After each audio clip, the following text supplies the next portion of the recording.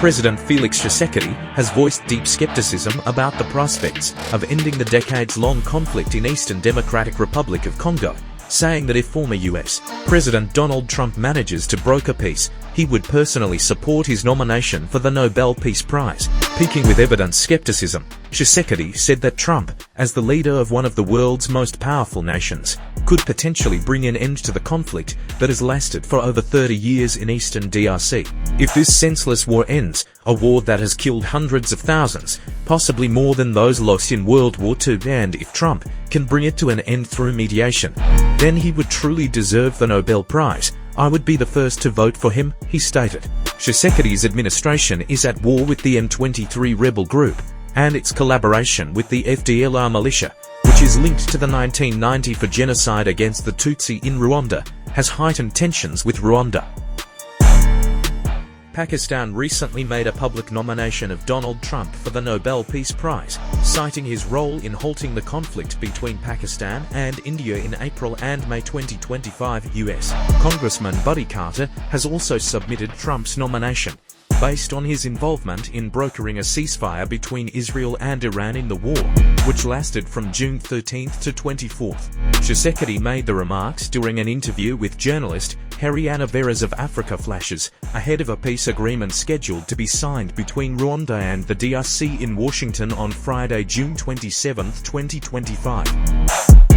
Rwandan contingents serving under the United Nations mission in South Sudan, Rwanda 3, Rwanda 1, Rwanda Aviation Unit, and Rwanda Formed Police Unit, in partnership with the Society for Family Health SFH Rwanda, on Thursday, June 26, 2025, offered medical services to over 500 residents of Omodi village, located on the outskirts of the capital city, Juba. The initiative aims to improve the residents' health by bringing much-needed healthcare services to the community. The outreach included screening and treatment for a variety of illnesses. Community members were tested and treated for malaria.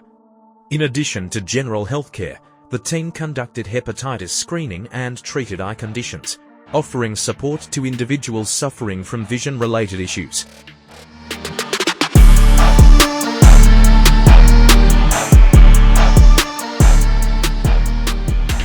Speaking at the event, Col Liadamir Uwazimana, Rwanda 3 contingent commander, who represented the Rwandan contingents in UNMISS, commended the collaborative spirit between the peacekeepers and the local community, stating, "This outreach reflects our commitment not only to peace and security, but also to the well-being of the people we serve. Health is the foundation of lasting peace." Lot Gatluek, chief of Omodi village, applauded the positive relationship between the Rwandan peacekeepers and the local community, particularly highlighting their support for various community service initiatives. Rwandan contingents serving under the United Nations mission in South Sudan, Rwanda 3, Rwanda 1, Rwanda Aviation Unit, and Rwanda Formed Police Unit offered medical services to over 500 residents of Omodi village, located on the outskirts of the capital city, Juba.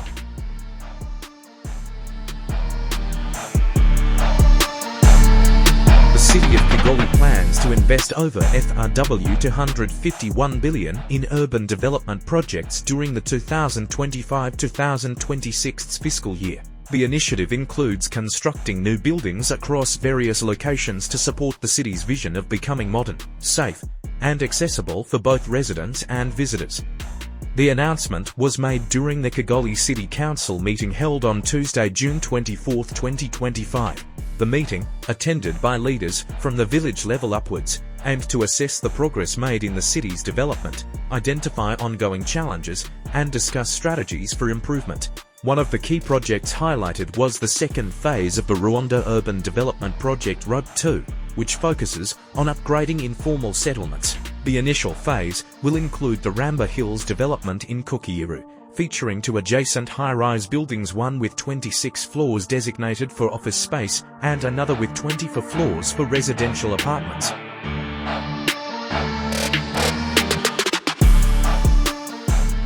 The city of Kigali plans to invest over FRW 251 billion in urban development projects during the 2025-2026 fiscal year.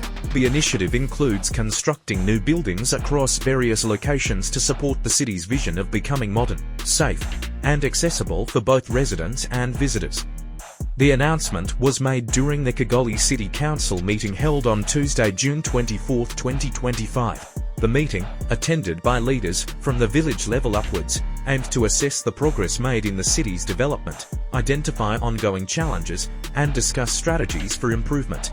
One of the key projects highlighted was the second phase of the Rwanda Urban Development Project RUD2, which focuses on upgrading informal settlements. The initial phase will include the Ramba Hills development in Kukiyiru, featuring two adjacent high-rise buildings, one with 26 floors designated for office space and another with 24 floors for residential apartments.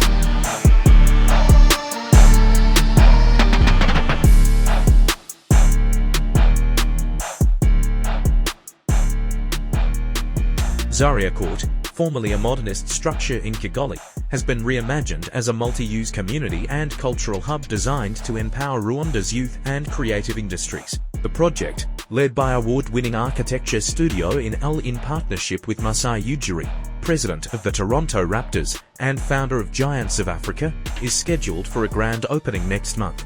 Originally built in the 20th century as government housing, the building's historical significance is deeply intertwined with Rwanda's past. Situated in Remera and adjacent to the recently renovated state-of-the-art Amahoro Stadium, it once served as the temporary United Nations headquarters during the 1990 for genocide against the Tutsi, providing refuge in one of the country's darkest chapters. More recently, it housed the Rwandan health authorities during the COVID-19 pandemic, further embedding it in the nation's collective memory.